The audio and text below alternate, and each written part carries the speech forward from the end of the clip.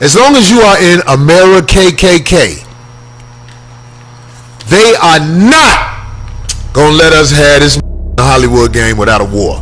You ever notice how the culture's loudest voices keep getting smaller and smaller? I'm talking height, presence, the whole package. Welcome to Rank Mogul, where we separate the crown from the clown and pull receipts like they owe us rent. Today we're talking about industry plants. Not the leafy kind you water, but the psychological kind they feed us to keep control.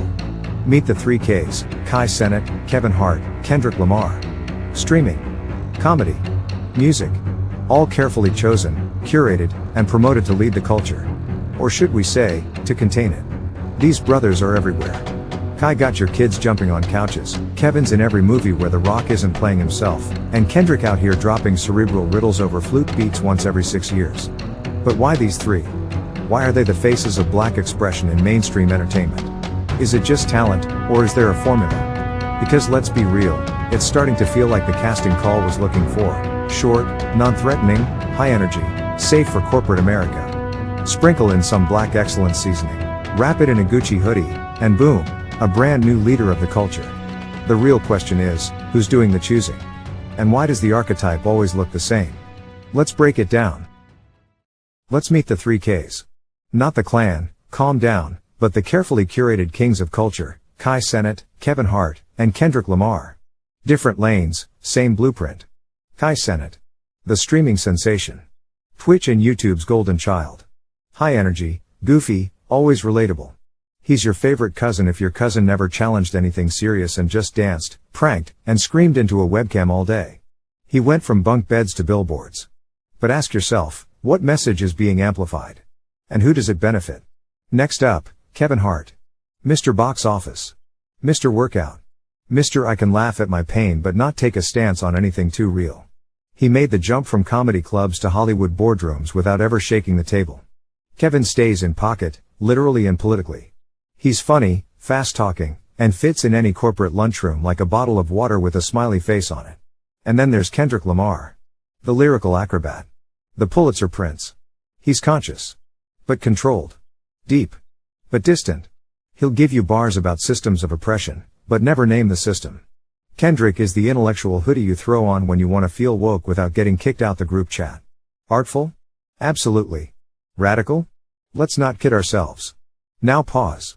Look at all three. Notice anything? Small. Safe. Sanctioned. They're all the size of your little cousin at Thanksgiving, and they all get treated like giants. Not because they disrupt anything, but because they don't. And here's the kicker, their names all start with K. You can't make this up. Kai. Kevin. Kendrick. 3Ks moving the culture forward. Or are they steering it into a padded, pre-approved box? Because it's not just about talent. It's about packaging. And the package is always the same, small enough to not scare the room, big enough to fill the screen. Coincidence? Or conditioning? Keep watching. It gets deeper. Let's take it back. Way back. Before Kai, Kevin, and Kendrick, the blueprint was already laid out. The industry's been running this play for 100 years, just changing the names on the jersey. Step and fetch it. Real name Lincoln Perry. The first black actor to become a millionaire in Hollywood. And how did he do it? By playing the slow-talking, lazy, shuffling fool. White audiences loved it. He was funny, lovable, and most importantly, not a threat. He wasn't allowed to be smart, strong, or serious. He was the original prototype of the harmless black man served up for mainstream comfort. They gave him the bag, and took the dignity with it. Fast forward. Sammy Davis Jr., one of the most talented performers to ever touch a stage.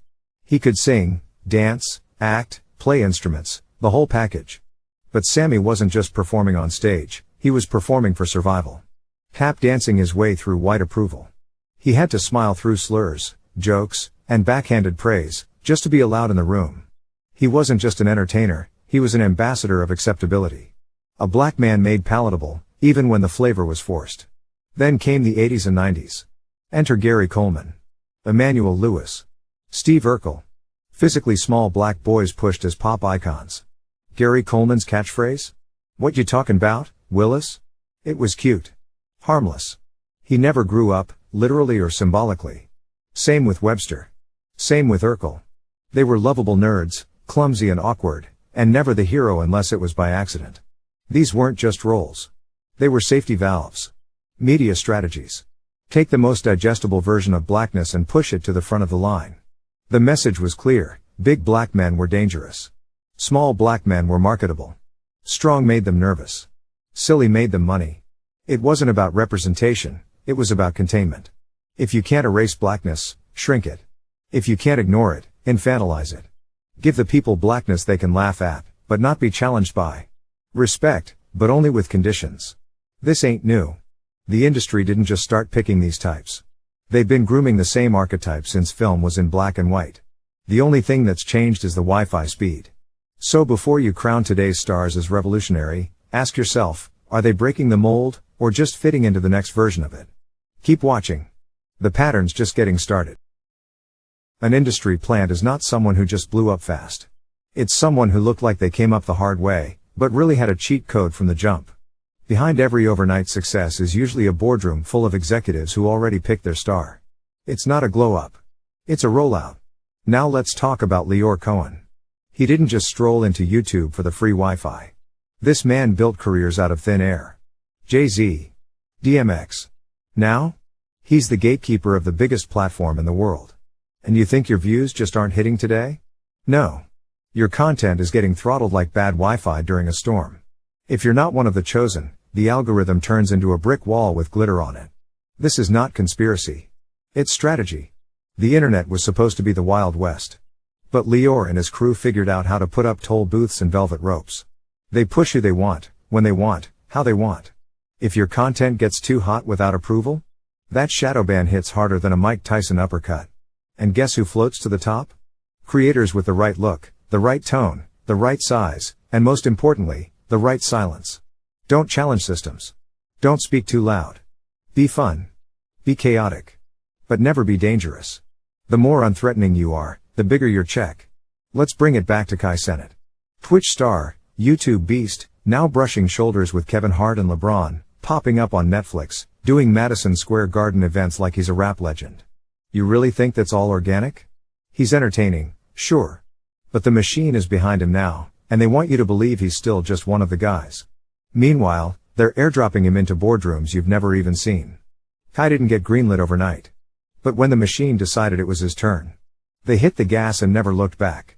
And now, every little kid wants to be him, while the puppet masters rake in the real views, the real dollars, and the real control. It's the playbook. Manufacture a star. Make it look like magic. Then sell the illusion to the masses and make them feel like they can be next, too. But unless your number's been called, you're just another background actor in their movie. Why does this archetype work so well? Why does the industry keep rolling out the same model like it's a McDonald's value meal, fun-sized, funny, and safe? Because it works. It works for white corporate America. It works for brands. It works for people who want to say they love black culture without ever having to deal with black truth. See, when you're a 5-foot-something bundle of jokes and good vibes, execs don't feel threatened. They feel entertained. You're not challenging the system. You're giving the system a standing ovation. You're easy to fund, easy to sell, easy to pitch in a meeting without making anyone shift uncomfortably in their seat. These archetypes are palatable.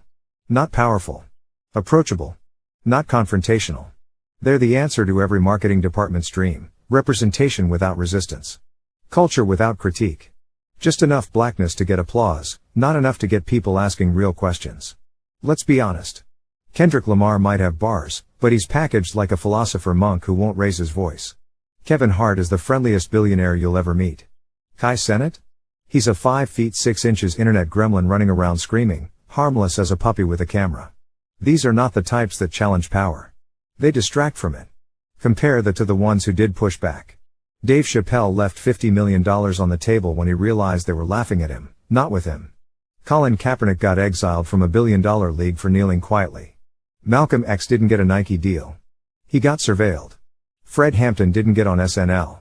He got erased. So the industry builds its champions from templates that won't fight back.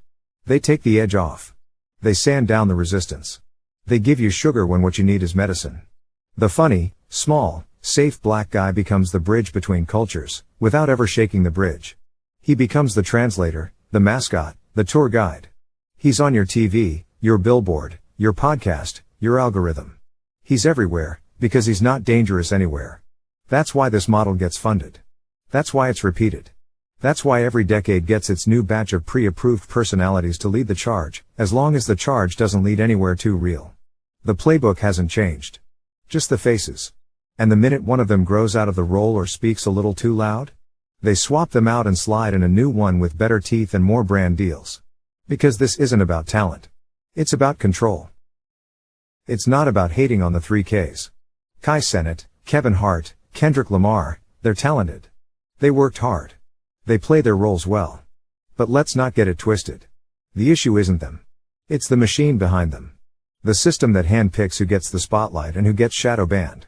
Who gets the red carpet and who can't even get monetized. Who gets to be the face of the culture and who gets erased from it. This is how influence is managed. This is how power shapes perception. They've been doing it since the original 3 Kardashians popped up with a camera crew and a dream, laying the blueprint for a new era of surgically packaged icons. And now?